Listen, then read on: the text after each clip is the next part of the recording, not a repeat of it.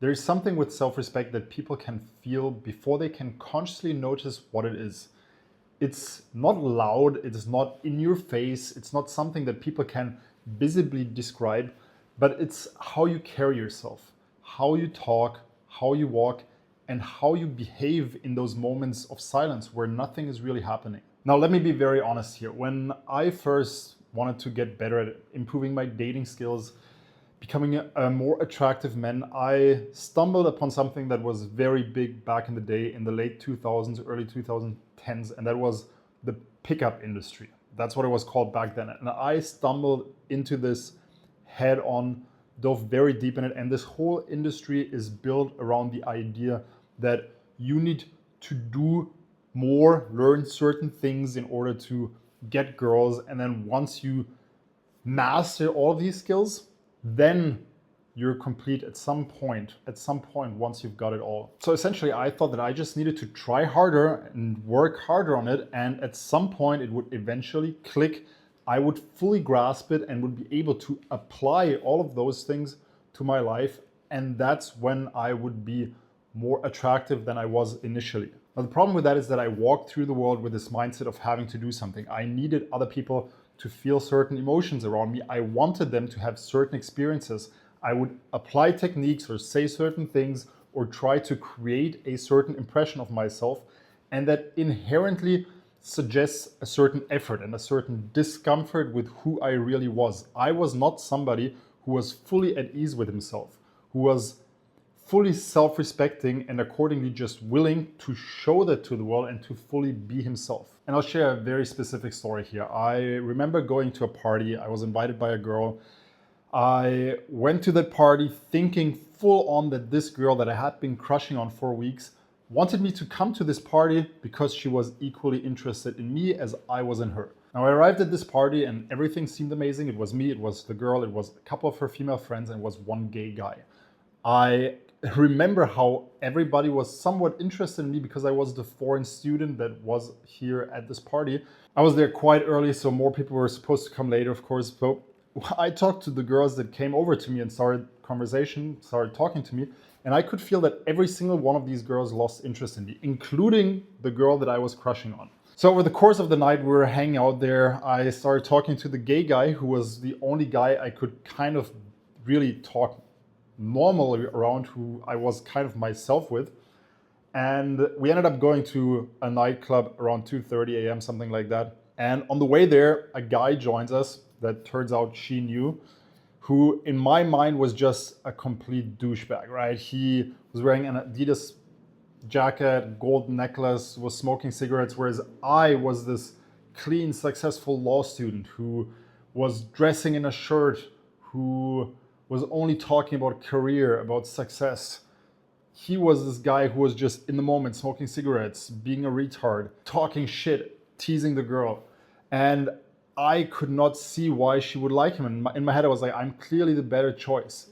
Yet, we went into the nightclub, and within 5 minutes, I see him push her against the wall and make out with her, and she was clearly liking it. My mind was shattered. I was so confused. And I had a drink, I went home, I couldn't even sleep. And I can still remember how I had this night run past my inner eye, and I could see again and again every single girl lose interest in me. Now, what I hadn't realized back then is that what I needed to be is a kind, charming man. Instead, I was being a nice guy. I was just making conversation with people, trying to make them feel at ease, cracking jokes, but all with the intent of making the other person feel good rather than being myself, rather than doing things that I cared about. Now, the reason this doesn't work is because you put off a vibe of needing something from other people. When you do things because you want something from other people, it's just overall a negative vibration. I'm gonna put up a graph here. It's some esoteric stuff, think of it what you will, but I believe in general, it's a good indication. Whenever you do something and you have an energy that comes from a place of fear, you will always be in the bottom end of this energy graph. Your vibration will be off because what you do is based on the fear of not being good enough, in the fear of not being perceived as the right person. So you do things You might have the right intention, but it comes from the wrong place. And because of that, it comes across the wrong way. It comes across as a negative vibration, and people, especially women, will be turned off by that and will withdraw. Instead, everything you do should come from this positive vibration of wanting to add value, of wanting to share your personality, of wanting to be somebody that people want to be around just from the fact of who you are. Now, that's exactly what we're going to talk about in today's video. That was a very long introduction, but I needed to clarify those points, give you a bit of a backstory on why I worked on this stuff myself, what I went through. So that said, let's get into the actual video. So let's talk first about why I anchored everything in self-respect. I anchored everything in self-respect because when you are somebody who truly respects himself, that means that you will never do or say anything that you don't truly believe in yourself. You will live by your own set of rules. You will live in alignment with what you value. You will live in alignment with your beliefs, and you will express these from an authentic place. So self-respect is the underlying core of everything. And it's almost magnetic when you see somebody who can really live in alignment with their beliefs, with who they are. And what it looks like in practice when you see somebody who moves through life with massive amounts of self-respect is that person doesn't feel the need to impress. They don't need the approval of other people. They usually move at their own pace. They have conversations about things they care about. They make the jokes that they care about, not caring about other people's reactions. And you will see other people be almost magically drawn to that. These are the guys that have a normal conversation with a girl. You don't really understand what's happening, but the girls just love talking to him. And that's exactly what I wanted to learn, and it's exactly what I'm going to teach you. And I'm going to teach you how to do it by sharing just one mindset and one thinking pattern that you can implement. But in order to understand this, I want to contrast what it looks like in terms of specific actions that you do.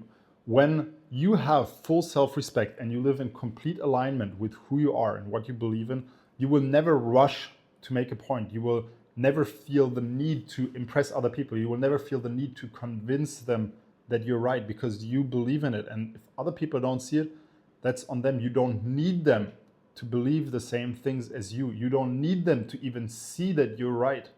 You don't need it because you believe in yourself. That means you will never rush to fill in silence. You will never get overly emotional, and you will never chase other people for anything. The ideal outcome of somebody with true self-respect. And if you want to see a great example of a character, there's a book called The Fountainhead by Ayn Rand.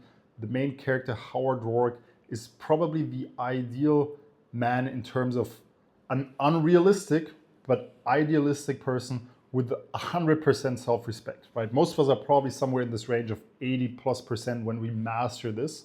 There will always be a little bit of doubts just because of how our minds work. On the flip side, if you lack self-respect, and this is something that you will see in probably 99% of the population, people will constantly feel the need to fill in voids. They cannot sit with tension. They need everybody to see that they are right. They need to convince other people. They are worried about what other people think. They're worried about being perceived the right way. They are worried about offending other people. They're worried about their image in society. This is the opposite extreme. And in the book, The Fountainhead, there is actually a character that has the exact opposite character trait. I forgot his name, but it's the other architect if you read the book. And if you haven't read the book, you're a man, go read this book. It's 1,000 pages, but it's worth reading. It's a great story. There's a lot of lessons in there. I actually gave it to my brother recently, and my brother said it's the best book he's read in a long time. So go read it. Now that said, let's say none of us is black and white. We're all somewhere on the scale, and the goal should be to move higher up on the scale and increase your level of self-respect. So how are we going to do this? The key to doing this is questioning everything you do through the lens of, are you doing it to get somebody's approval? Are you doing it with the intent that the other person likes you, or are you just doing it? Everything you say from now on, especially when talking to women, ask yourself in your mind, did I just say this in order to get some reaction from her? Did I say it because I wanted her to laugh? Did I say it because I thought she might like if I say it? Or did you just do it because you wanted to say it in the moment, because you thought it would be funny?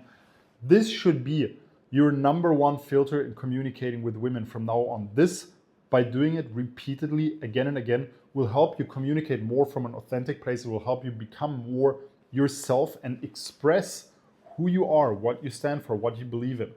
And in the beginning, trust me, in the beginning, it's going to feel awkward. You will say things or hold yourself back from saying things you would otherwise have said, and will feel like you're shooting yourself in the foot. Hey, I should have said that. I know that she would have liked it. I didn't even think it was funny, but I knew she would like it. And it will hurt in the beginning, right? Omitting those things. At the same time, you will have moments where you say things and you're like, fuck, she's gonna hate this, right? She's gonna be offended by it. But I want you to still do it. I want you to do it. And whenever you offend somebody, take a step back, say, I'm sorry, I was just kidding, take a step back, and then proceed. So there will be an adjustment phase where things will feel weird. But what you will notice is that more and more, simply by doing this again and again, it will become more authentic. You will just start truly expressing yourself, connecting with your inner voice. And what you will notice, funny enough, is that people will start to be drawn to you because you're not putting in on a show anymore. And you will be literally one of the few people women talk to every single year, probably a handful of guys that are like this. It's literally 1 in 1,000 guys that are unfiltered, that are truly themselves. So if you can get there, even just a little bit, you don't even need to be there 100%. You just need to go in the top 20%. If you can make it there in terms of from where you're at now, this will completely revolutionize how other people treat you. That said, as usual, if you have any questions on this, let me know in the comments. If you're not subscribed to the channel, hit the subscribe button right now, and I'll see you in one of my next videos.